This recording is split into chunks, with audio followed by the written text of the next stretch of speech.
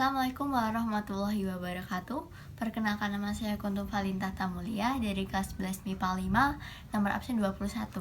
Pada kesempatan kali ini saya akan praktek fisika tentang pembentukan bayangan pada dua cermin datar.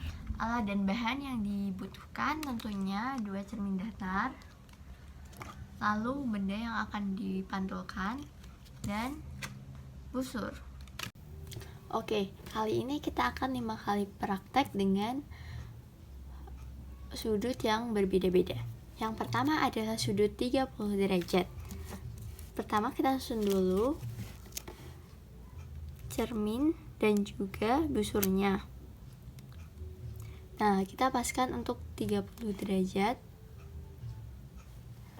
Oke. Lalu kita taruh untuk sudut 30 derajat, didapat bahwa pemantulan bayangan didapat bayangannya ada 1, 2, 3, 4, 5, 6, 7, 8, 9, 10, 11. Ada 11 bayangan dan ada 12 ruang. Nah, hal ini juga sejalan dengan apabila satu lingkaran penuh ada 360 derajat dibagi dengan 30 derajat menghasilkan 12. Kita lanjutkan pada sudut yang berikutnya, yaitu sudut 60 derajat. Didapat bahwa ada 1, 2, 3, 4, 5, 6 ruang, dan juga ada 1, 2, 3, 4, dan 5 bayangan. Lanjut ke sudut 90 derajat, di mana di sini terdapat 3 bayangan dan tercetak 4 ruang. Percobaan yang keempat yaitu 120 derajat. Di sini ternyata tercetak 2 bayangan dan juga 3 ruang. Lalu yang terakhir yaitu 180 derajat, di mana ini lurus, tercetak 1 bayangan dan juga 2 ruang. Ini tidak begitu terlihat karena di tengahnya ini ada tepinya. Nah, sekarang kita akan masuk ke analisa dan pembahasan. Soal nomor pertama, bagaimana bentuk busur disatukan dengan bayangan busur yang terbentuk pada sudut 180 derajat dan sudut kurang dari 180 derajat. Bentuk busur yang disatukan dengan bayangan busur akan terbentuk satu lingkaran penuh, mau itu 180 derajat maupun sudut yang kurang dari 180 derajat. Karena kalau kita meninjau dari sifat bayangan dari cermin datar, di mana bayangan yang terbentuk akan sama besar, tegak, dan arah bayangan berkebalikan. Jarak antara bayangan ke cermin sama dengan jarak benda ke cermin, sehingga bentuk busur yang disatukan dengan bayangan busur akan tetap lingkaran seperti gambar berikut. Lalu untuk sudut kurang dari 180 derajat antara busur dan juga bayangan busur akan tetap berbentuk lingkaran. Hal ini terjadi karena apabila suatu sudut kurang dari 180 derajat pada cermin datar, pemantulannya akan semakin banyak.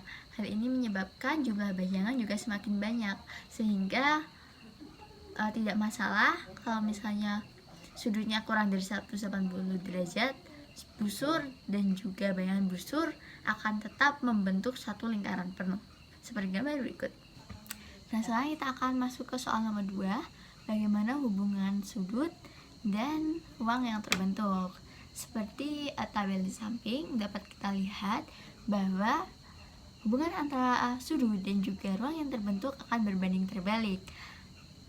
Apabila sudutnya semakin kecil, maka ruang yang dihasilkan semakin banyak. Sebaliknya, apabila sudut yang dibentuk antara dua cermin datar itu semakin besar, maka ruang yang dihasilkan akan semakin sedikit. Hal ini karena apabila sudutnya semakin kecil, maka pemantulan bayangan akan semakin banyak. Apabila sudutnya semakin besar, maka pemantulan bayangan akan semakin sedikit. Maka ruang yang terbentuk juga akan mengikuti pemantulan bayangan tersebut. Lalu soal selanjutnya, apa yang terjadi dengan jumlah bayangan ketika sudut antara cermin diperkecil? Apabila sudut di antara cermin diperkecil, maka jumlah bayangan akan semakin banyak. Sebaliknya, apabila sudut di antara kedua cermin diperbesar, maka jumlah bayangan akan semakin sedikit. Lalu, bagaimana perbandingan jumlah bayangan dengan jumlah ruang? Jumlah ruang akan lebih besar daripada jumlah bayangan. Dapat dilihat di tabel bahwa jumlah ruang dan jumlah bayangan itu selisih 1, sehingga jumlah bayangan sama dengan jumlah ruang dikurangi 1. Lalu, apa persamaan untuk menentukan jumlah bayangan? Persamaannya yaitu N atau jumlah bayangan sama dengan 360 derajat dibagi dengan sudut di antara kedua cermin dikurangi 1. Untuk kesimpulannya yaitu banyak ruang yang dibentuk sudut di antara dua cermin datar lebih besar daripada jumlah bayangan. Banyaknya ruang dengan jumlah bayangan selisih 1, sehingga untuk menentukan jumlah bayangan sama dengan banyaknya ruang dikurangi 1. Lalu, hubungan jumlah bayangan dengan sudut di antara dua cermin datar berbanding terbalik.